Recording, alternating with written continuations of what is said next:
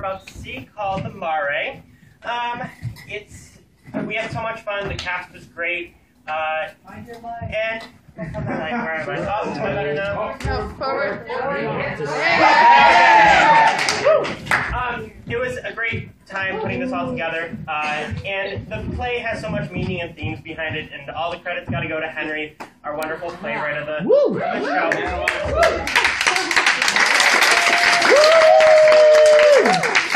I think we would all agree that this is dedicated to the dreamers of the world, and you'll get to see goblins, you'll get to see agriculture, you'll get to see horses. It's filled with lots, and if you get confused at all during the play, just understand that it's all a dream. Enjoy.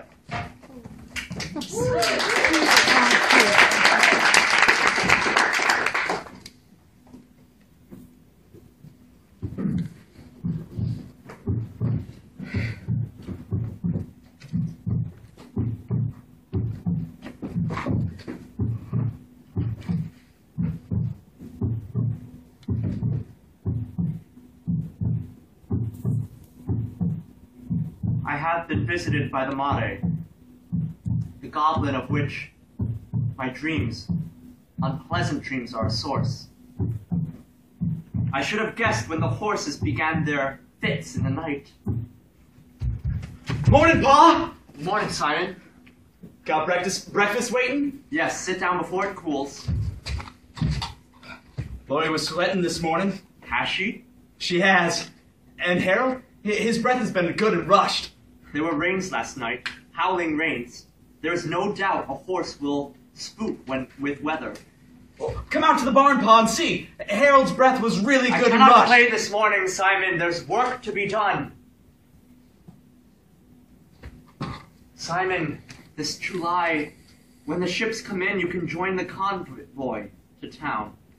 We'll need to stock up on goods before autumn sets in and frosts come. I love you, Pa. Mares are known to unleash horses and ride them through the countryside at night. When my Simon groaned on that the horses were behaving bizarrely, I ignored the odds. The rain had been pouring down in torrents the night before, and there is no doubt a horse will spook when there is weather. The day raced by, the work done, the night came. As I lay back in bed, my eyes tenderly tightened. I felt a subtle weight on my chest, my age perhaps creeping up on me. But after no time at all, the dreaming began. I felt the blackness slip away into oblivion as shapes formed and colors glistened. I began dreaming. I found myself in the heart of an overgrown wood, the trees so dense and the vines so full, the sun barely shone. Still, I was not alone. The sound of soggy shoes squished through the mud toward me. I was greeted by the shape of a cloaked figure. The being halted their journey at my notice, but said nothing. Guessing the identity, I asked, "How do you fare, old woman?" She cocked her head up towards me. My view was no longer obscured by her cloak of brown. Her eyes peered into mine, and I knew at that moment that this was the face of death.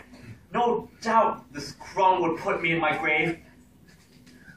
She nodded and said, "You seem to have a kind face. Go behind you and fetch me that branch. It will do an old woman a good kindness." In dread of what should happen if I failed to complete the task, I turned round.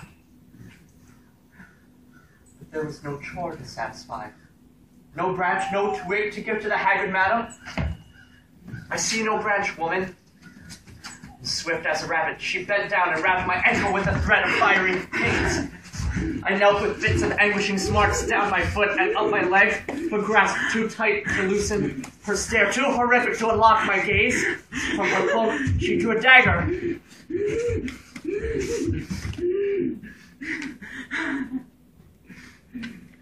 I woke. The next night, my legs were weary from a harsh day of labors, and my arms drained of strength. felt my eyes powerless against the thought of a long night's slumber. I retired early. I was mending the picket in the fence where Rusty, our champion mutt, had dug out earth beneath. The picket had been swinging and squeaking night after night in the winds. And as I reached down to raise another nail to the fence, I noticed a gnat landed on my knuckle. I raised my arm to swat it, but was overcome with curiosity. Never had I seen a gnat with scales and such blood-red wings. The insect edged over my knuckle to my wrist, and had enough curiosity and swatted the pest. After a few swings of the mallet, I felt a sting on the back of my neck. I swatted another. I felt the twinge on my leg, and another. The insects veiled my body from the sun, swarming and crawling in my frame as though my flesh were but a lump of sugar. I was helpless, unaided by those I would call to. The scaled beasts began gnawing and aggravating my flesh, piling one after another to find an untouched region on my body. What I expected to feel hot felt cold, icy even. I could feel my body dissolving under the weight of the fiendish bugs. I clenched my eyes shut, waiting for an end. I awoke, trembling. The insects gone and vanished. My dreams began to worry me. Perhaps my work had been too unkind to me. Perhaps I was overworked. Still, the choice was indisputable. Sleep waited for me again the following night, and I submitted. The piece I had created was not simply a work for the eye, but for the brain.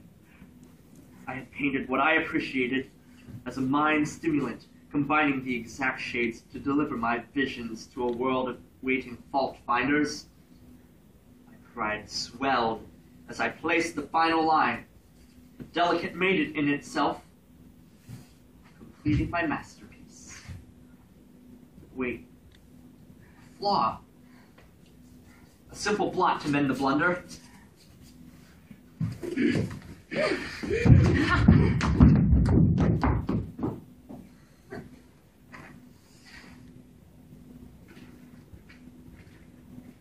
A blank canvas. Simon has noticed. He asks me, Pa, why do you carry those bags under your eyes? Why are your hands so cold? I cannot answer him. I have no answer to give. My only hope is that he will never suffer as I suffer. My clever boy is a wit for any such brute that causes me these terrible charms. I climbed past where no one thought to climb.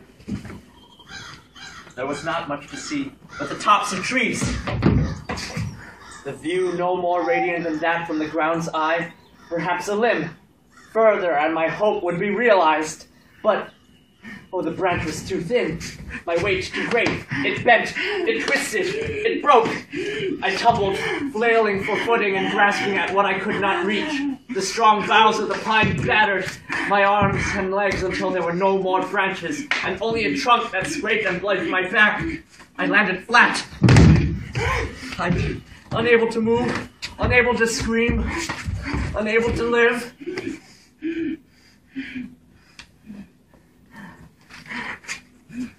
Little work was done Friday. The past 4 nights had been sleepless, and my heart felt hot and wet. Simon asked why. I did not work with him on the haystack. I could barely answer through my exhaustion. I rested through the daylight hours and roused at the dusk. I heard Simon brushing the coals out of the stove. I examined the sunset through the window. The sun retreated and the moon became more and more detectable through the onset of the water-colored clouds. night had fallen, and the light was dead. There was a sound. I moved through the parlor, the moonlight spilling through the windows. There was a second sound, a third sound. I do not feel a presence, but I know that there is a fight to be found. Is there no one in attendance tonight?